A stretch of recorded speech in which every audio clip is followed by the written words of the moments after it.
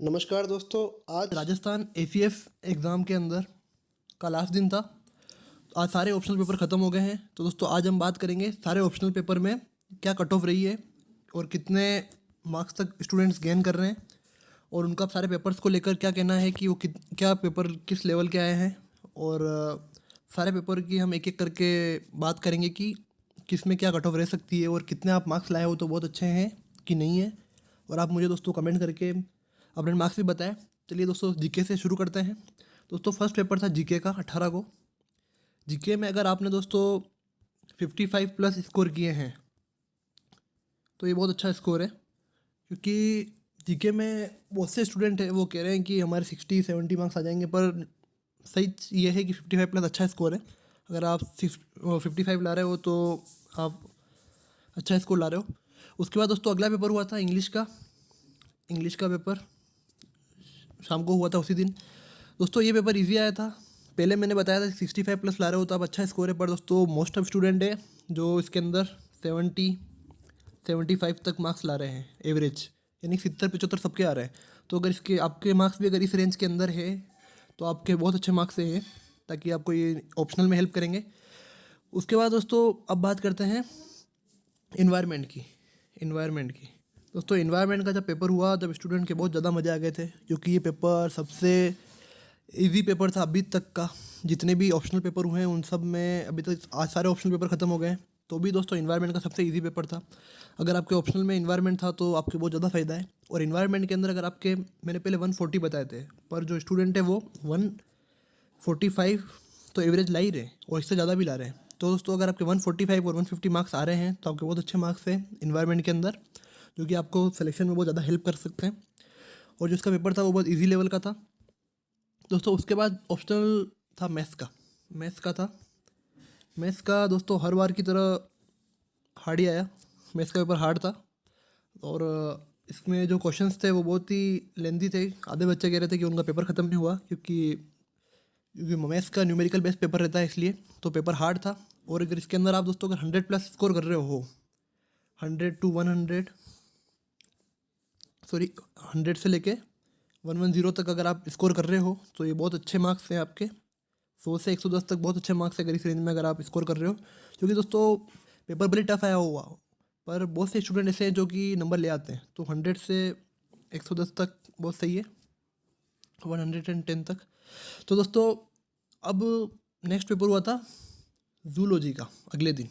Zoology तो दोस्तों zoology के अंदर जो पेपर आया था वो आया था दोस्तों हार्ड लेवल का।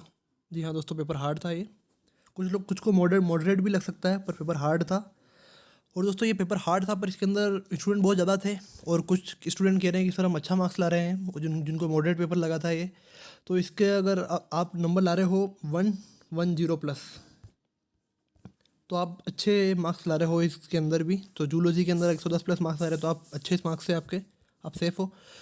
उसके बाद दोस्तों बात करें जो उसके बाद शाम को पेपर हुआ था उसका बॉटनी का जो पेपर हुआ था, तो बॉटनी का दोस्तों मॉडरेट पेपर था।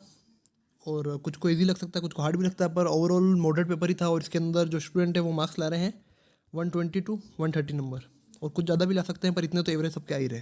तो ये था बॉटनी का। नेक्स्ट पेपर आया था दोस्तों फिजिक्स का पेपर आया था, और दोस्तों इसने होश उड़ा दिए थे स्टूडेंट्स के। तो यहाँ दोस्तों फिजिक्स का पेपर आया था। दोस्तों फिजिक्स के पेपर बहुत टफ सेट हुआ था। अगर फिजिक्स के पेपर के अंदर अगर आप 100 मार्क्स ला रहे हो 100 प्लस, तो आपके बहुत ज़्यादा ही अच्छे मार्क्स है। 100 प्लस मार्क्स लाना भी बहुत मुश्किल था इस पेपर के अंदर। अगर आप 100 प्लस मार्क्स ला रहे हो तो आपके बहुत अच्छे मार्क्स है और आप सेफ जोन में हो एक हिसाब से। बाकी पेपर बहुत हार्ड था ये। उसके बाद अगर स्केलिंग वगैरह होती है और आपको कितना फ़ायदा मिलता है तो ये सब बात की बात है। तो दोस्तों इसके बाद था एग्रीकल्चर का पेपर। दोस्तों एग्रीकल्चर का पेपर भी फिजिक्स की तरह ही हार्ड आया था। पेपर हार्ड आया था और कुछ को मॉडरेट भी लग सकता है। तो इस पेपर का लेवल अगर आप मानो तो मॉडरेट टू हार्ड, पर पेपर हार्ड ही था ओवरऑल। तो इसके अंदर अगर आप दोस्तों 100 से 110 तक मार्क्स ला रहे हो तो आपके बहुत अच्छे मार्क्स है ये। तो ये अच्छे मार्क्स में कंसीडर होंगे आपके, और आपको अगर बाद में स्केलिंग वगैरह होती है तो उसका फ़ायदा भी मिलेगा इसके अंदर। दोस्तों उसके बाद नेक्स्ट पेपर था कंप्यूटर में कंप्यूटर एप्लीकेशन एंड साइंस का था। तो दोस्तों इस पेपर के अंदर पेपर इजी आ गया था, और जो स्टूडेंट है वो 120 से 130 मार्क्स इजी ले ला रहे हैं। अगर आपके भी इस रेंज में आ रहे हैं तो आपके अच्छे मार्क्स है, और 10-15 ज़्यादा आ रहे हैं तो आपके बहुत अच्छी बात है। और आपकी कितने मार्क्स आ रहे हैं दोस्तों सारे ऑप्शनल में आप मुझे कमेंट बॉक्स में ज़रूर बताएं, और आपके जो टोटल मार्क्स है वो भी आप मुझे कमेंट बॉक्स में ज़रूर लिख के बताएं। उसके बाद तो दोस्तों अब बात करते हैं इलेक्ट्रिकल इंजीनियरिंग की। तो दोस्तों इसके अंदर जो इसके जो डाटा है वो मेरे पास अवेलेबल नहीं है। अगर आप इलेक्ट्रिकल के स्टूडेंट हैं तो आप मुझे कमेंट बॉक्स में ज़रूर बताएं कि आपके कितने तक मार्क्स आ रहे हैं और इसका क्या लेवल था पेपर का, तो आप मुझे कमेंट करके ज़रूर बताएं दोस्तों। उसके बाद नेक्स्ट पेपर हुआ था केमिस्ट्री का पेपर दोस्तों इजी टू मॉडरेट का लेवल का था। कुछ लोगों को ये मॉडरेट लग सकता है और कुछ को बहुत ज़्यादा ईजी लग सकता है।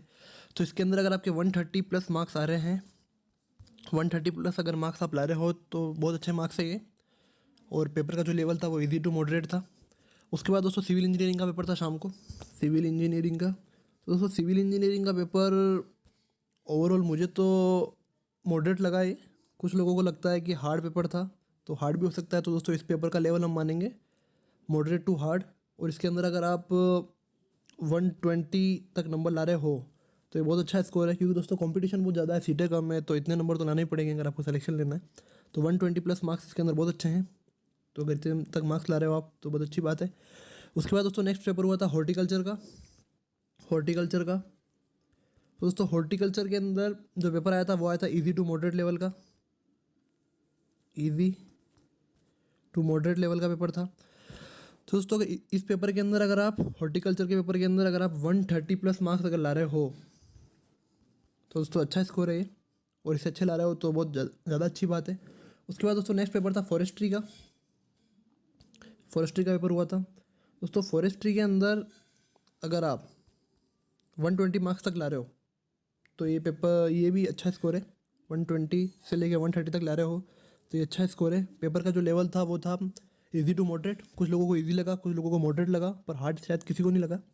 तो ये पेपर का लेवल था। अगर आपके मार्क्स तक आ रहे हैं, इतने नंबर तक आ रहे हैं, तो ये अच्छा स्कोर है फॉरेस्ट्री के लिए। उसके बाद दोस्तों नेक्स्ट पेपर था जियोलॉजी का जो आज सुबह हुआ था। तो जियोलॉजी का जो पेपर आया था वो हार्ड आया था। और अगर आपके और कुछ लोगों को ये इजी भी लगा है, सॉरी मॉडरेट लगा है। तो अगर आपके इसके अंदर अगर 110 तक मार्क्स आ रहे हैं, 110 से लेके 120 तक, तो ये अच्छे मार्क्स है और अच्छे कंसिडर होंगे। तो ये जियोलॉजी का था और पेपर का लेवल था moderate to hard. Next paper है दोस्तों मैकेनिकल इंजीनियरिंग का। दोस्तों मैकेनिकल इंजीनियरिंग के मेरे पास डाटा अवेलेबल नहीं है। अगर आपने पेपर दिया है और आप मैकेनिकल के स्टूडेंट हैं तो आप दोस्तों मुझे कमेंट बॉक्स में ज़रूर बताएं कि पेपर का लेवल क्या था, किस तरीके के क्वेश्चन पूछे गए थे। तो दोस्तों ये थे सारे सब्जेक्ट और उनके सेव स्कोर।